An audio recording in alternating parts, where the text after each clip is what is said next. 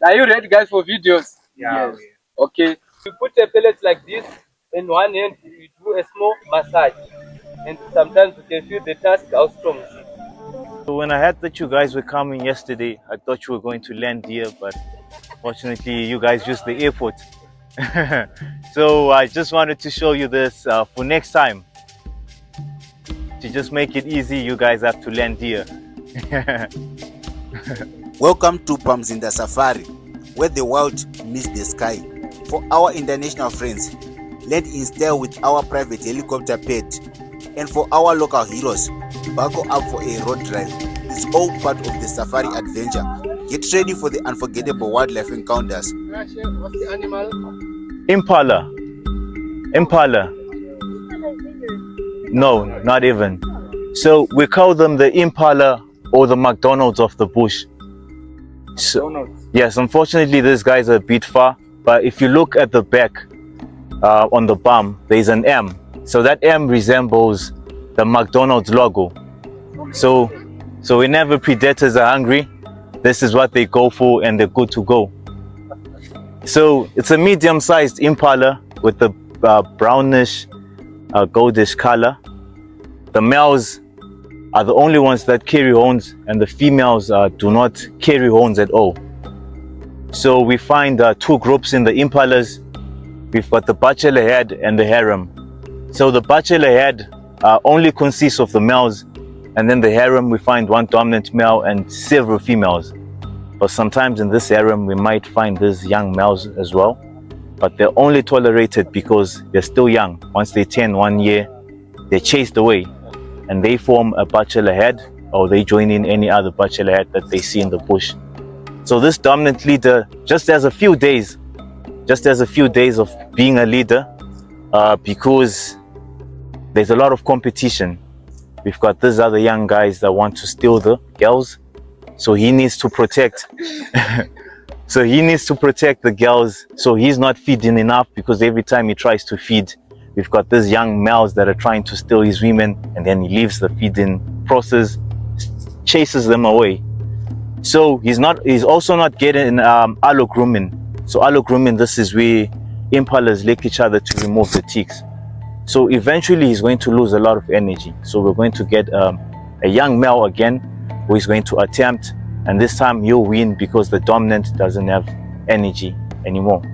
After he loses, he'll go back to the bachelor head and he'll become a leader. Since he's got experience, he was once a leader. Yes.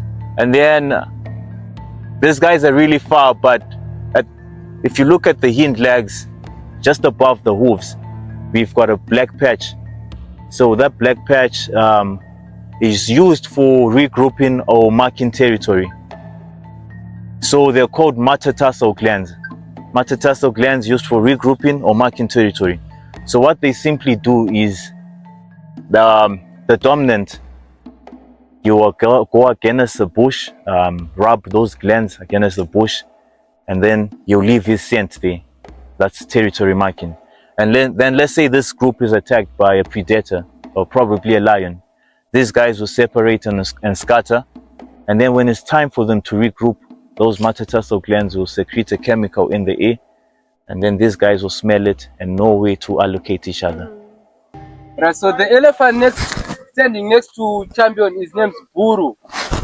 Yes, Buru is 13 years old, and also Buru is a good boy. Buru, can you do high five, my boy?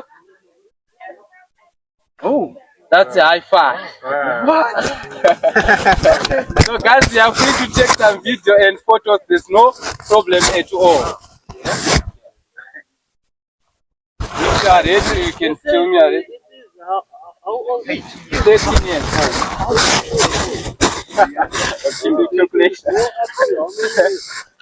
13 years old. Are you ready, guys, for videos? Yeah. Yes. Okay. Buru, can you do it again? High five. That's a high five. Wow. Wow. Can you do it again, Buru? That's a high five. Pamzinda Safari Lodge, as I said, this park is about, we're looking about 2,500 hectares. And also from here, 10 kilometers apart, we do have got our sister lodge, which is Chengeta Safari Lodge Park. It's our sister lodge as well. They do have got a park as well, and their hectarage is about approximately, we're looking about 3,500 hectares, and also they do has also wild species, which we all have seen, a few impalas.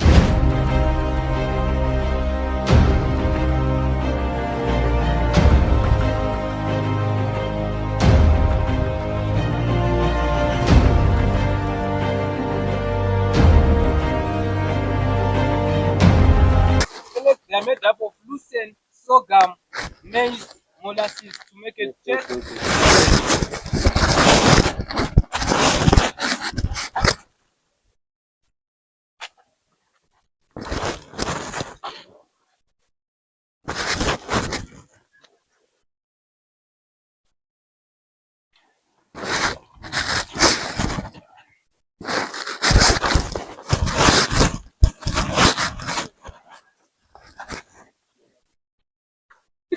So now guys, we can come stand here.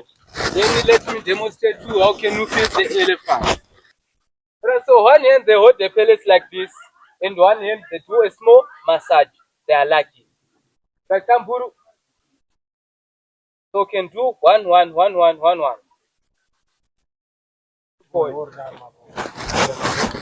Alright, so you put the pellets like this, in one hand you do a small massage. And sometimes you can feel the task how strong. Press.